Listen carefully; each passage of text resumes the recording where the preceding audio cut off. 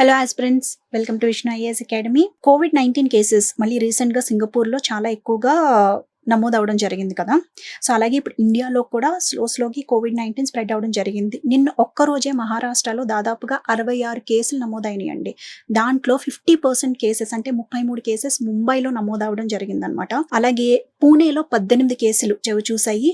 అలాగే మహారాష్ట్రలో మిగిలిన జిల్లాల్లో 10 లేదంటే అంతకంటే తక్కువ కేసెస్ కూడా నమోదవ్వడం జరిగిందనమాట. Ministry of health and family welfare ప్రకారం భారతదేశం అంతటా 1010 కేసెస్ యాక్టివ్ కేసెస్ నమోదు అవ్వగా కేరళ 430 యాక్టివ్ కేసెస్‌తో అగ్రస్థానంలో ఉందండి. అలాగే కొత్తగా వస్తున్న ఈ కోవిడ్ ఇన్ఫెక్షన్ JN1 అనే వేరియంట్ వల్ల వస్తుందని ఎక్స్‌పర్ట్స్ చెప్తున్న సమాచారం ప్రకారం. అలాగే ఇది ఒమిక్రాన్ అనే ఫ్యామిలీకి చెందినటువంటి వైరస్‌గా గుర్తించడం జరిగిందనమాట.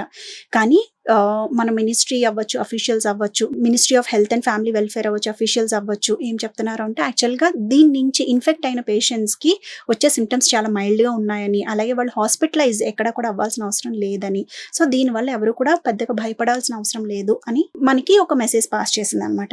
సో ఈలోపు మనం తీసుకోవాల్సిన మైల్డ్ జాగ్రత్తలు ఏమైతే ఉంటాయో, ప్రికాషన్స్ ఏమైతే ఉంటాయో అవన్నీ తీసుకున్నట్లయితే గనక సో మనకి దీని గురించి పెద్దగా భయపడాల్సిన అవసరం ఏమీ లేదని చెప్తున్నారు. Thank you.